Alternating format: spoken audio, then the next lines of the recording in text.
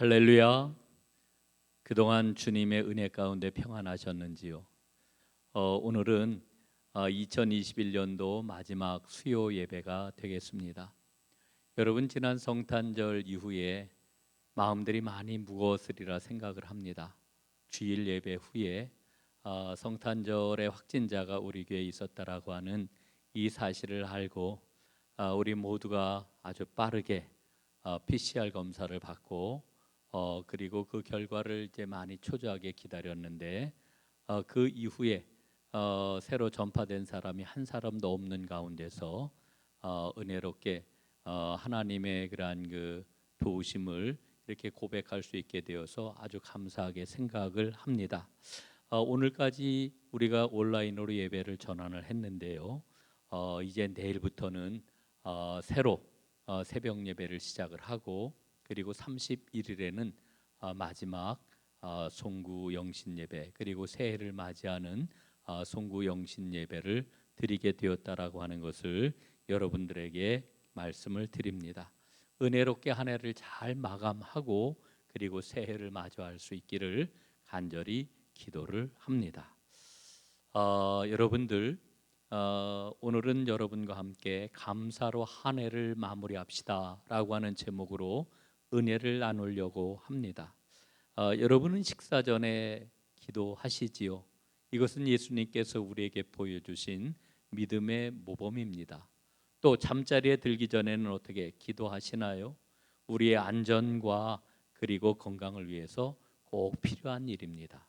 또 여러분 언제 어떤 일을 만나든지 항상 찬양을 하시나요? 이것은 우리가 믿음을 가진 사람이라고 하는 것을 증명해 주는 일입니다. 오늘 저는 여러분들에게 지나온 나날을 한번 살펴보면서 감사하기를 당부를 드립니다. 여러분 지난 한 해를 한번 생각해 보십시오. 2021년을 돌아보니까 얼마나 감사한 일이 많았습니까? 위험한 일도 있었고 아찔한 일도 있었지요. 또 그 가운데서 하나님의 도우심으로 우리는 오늘 여기까지 오게 되었습니다. 하나님의 은혜가 아닐 수가 없습니다. 이 하나님의 은혜를 아는 것을 가리켜 우리는 감사라고 이렇게 이야기합니다.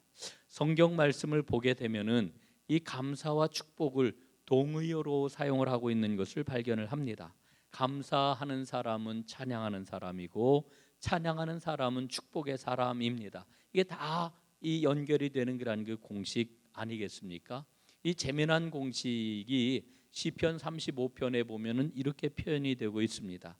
시편 35편에는 두 부류의 사람이 있다고 우리에게 일러줍니다. 첫 번째로는 하나님께 감사를 고백하며 노래하는 사람이 있고요. 또 한 사람은 하나님께 감사하지 않는 사람이 있다 이렇게 일러줍니다. 그래서 시편 35편은 하나님께 감사하지 않는 사람은 기도하지 않는 사람이고 그 사람은 하나님을 찾지 않는 사람이라고 이렇게 이야기를 합니다. 그리고 이 사람들을 한마디로 다 이야기를 하면은 이 사람들은 하나님을 인정하지 않는 사람이라고 이렇게 말하고 있는 것입니다. 여러분, 하나님을 인정하지 않는 사람은 결국은 감사하지 않는 사람이라고 이렇게 이야기할 수가 있게 되는 거지요. 오늘 본문을 한번 보시기를 바랍니다. 오늘 본문 말씀을 보면은 10명의 나병 환자들이 예수님의 은혜를 입어가지고 깨끗하게 고침을 받았습니다. 여러분, 오늘날 나병이라고 하는 것, 이 한센병이라고 하는 것은 영양을 제대로 공급을 하고 그리고 위생 상태를 잘 유지를 하고 그리고 좋은 약으로 치료를 하게 될 것 같으면은 완치가 될 수 있는 그런 그 질병, 이게 바로 나병, 한센병입니다. 우리나라는 나병이 1990년대 초반기에 모두 퇴치가 되었습니다. 그리고 나병 환자가 발생하지 않는 나병 완치국이 되었습니다만은 그러나 아직도 전 세계적으로는 최소한 2천만 명에서 혹은 3천만 명까지 이 나병 환자가 아직 있다 이렇게 이야기를 하지요. 주로 더운 나라들의 이 나병 환자들이 많이 있는데요. 이를테면 동남아시아라든지 인도라든지 아프리카라든지 아니면은 중국이라든지 이런 나라에는 아직도 나병 환자들이 많이 있고요. 이들을 향한 그런 그 사역이 좀 많이 필요한 그와 같은 상황입니다. 그래서 우리나라에서도 이 한센인 선교회라든지 국제의료봉사회 같은 그런 그 단체에서 지금도 이 한센인들을 위한 사역을 활발하게 펼치고 있는 것을 보게 됩니다. 자, 오늘 성경에 나와 있는 이 나병 환자들은 사실은 불치병에 걸린 사람들이라고 이렇게 이야기할 수가 있죠. 여러분, 옛날에 나병을 어떻게 고칠 수가 있겠어요? 나병에 걸리면은 꼼짝없이 그냥 나병을 가지고 살다가 그렇게 그냥 아주 쓸쓸하게 인간 세상에서 소외되어 살다가 죽는 그와 같은 질병, 천형의 그런 그 질병이라고 이렇게 이야기하지 않았습니까? 그런데 10명의 나병 환자들이 예수님에 관한 소문을 듣습니다. 그리고 그 예수님이 자기들이 지금 지내고 있는 곳을 지나가신다라고 하는 이와 같은 그런 그 이야기를 듣습니다. 그래서 그들은 마음속에 아주 큰 열망을 가지고 간절함을 가지고 예수님이 오시기를 기다렸던 것이지요. 정말 예수님이 그들 앞을 지나가시게 되었습니다. 그러자 그들은 간절한 소망을 가지고 손을 높이 들고 소리를 지릅니다. 예수 선생님, 예수 선생님, 우리를 불쌍히 여기소서. 그들의 부르짖음을 들으시고 예수님께서 나병 환자들에게 말씀을 하시지요.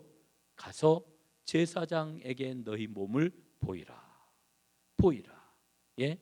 여러분, 이 나병 환자들이 예수님의 이와 같은 말씀을 듣고 이제 그들이 각자 살던 그런 그 집으로, 그 고향 마을로 돌아가는 겁니다. 그런데 그들이 살던 곳으로 가다가 그들은 놀라운 그러한 그 예수님의 그러한 그 치유의 역사를 체험을 하게 되는 거죠. 몸이 깨끗해지는 것을 경험을 하게 됩니다.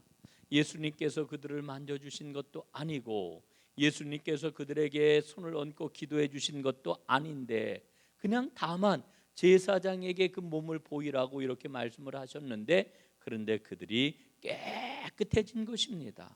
여러분, 오늘 예수님께서 본문에서 제사장들에게 너희 몸을 보이라 하신 말씀을 한번 생각을 해 보십시오. 여러분, 제사장은요, 이 나병에 관한 그런 그 최종적인 판단을 하는 사람입니다. 물론 나병이 걸렸을 때에 처음으로 나병이다라고 판정을 하는 사람도 제사장이었고, 그 나병으로부터 깨끗함을 받았다라고 하는 판정을 내리는 사람도 바로 제사장이었던 것입니다. 그래서 이 제사장의 그러한 그 판정을 따르라고 예수님께서는 이 나병 환자들에게 말씀을 하셨던 것입니다. 자, 그런데 이 제사장에게로 향하던 나병 환자들이 도중에 그들의 몸이 깨끗해진 것을 발견을 한 겁니다. 여러분, 생각해 보세요. 얼마나 기뻤을까요? 얼마나 놀라웠을까요? 왜냐하면은 이제 그들은 절망적인 삶의 자리에서 새로운 희망과 새로운 생명을 가진 사람, 새로운 삶으로 이제 완전히 그들의 그런 그 인생이 바뀌었다라고 하는 것을 그 순간 느끼지 않았겠습니까? 내 인생은 끝났구나. 이런 그 절망적인 삶을 살았는데 이제 내가 고침받고 새로운 삶을 살 수 있게 되었다니 새로운 삶이 시작된 것 아니겠습니까? 그런데 그 10명 가운데 한 사람의 나병 환자가 예수님에게로 돌아와 감사를 드립니다. 아마 돌아와서 예수님과 대화를 나누고 그 이후에 이루어진 일이 사실 오늘 본문의 그러한 그 중심적인 내용이라고 이렇게 이야기할 수가 있습니다. 자, 이 돌아온 한 사람은 그 자기가 낳은 것을 보고 큰 소리로 하나님께 영광을 돌렸습니다. 그리고 돌아와서 예수님의 발 아래에 무릎을 조아리고 엎드려 감사를 했습니다.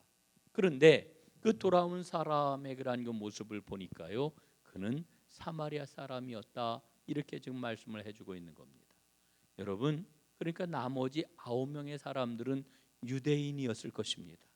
9명은 유대인이었고 1명은 사마리아 사람이었다라고 하는 거지요. 우리는 오늘 본문 말씀을 보면서 참 놀라움을 갖게 됩니다. 돌아와서 예수님께 감사를 고백한 사람이 하필이면은 사마리아 사람이라니. 예? 왜 제가 이런 말씀을 드립니까? 당시 사마리아 사람은요, 천대받는 사람이었어요. 죄인 취급을 받는 사람이었어요. 아유, 저건 사람도 아니야. 심하면은 이렇게까지 취급을 받던 그런 그 사람들이 바로 사마리아 사람이었다라고 하는 거지요. 그런데 유대인이라고 하는 이 사람들은 나음을 받고 그냥 자기의 갈 길을 쫓아 갔는데 돌아온 사람은 바로 사마리아 사람이었다라고 하는 거지요. 여러분, 이 모습을 보면서 우리는 깨닫습니다.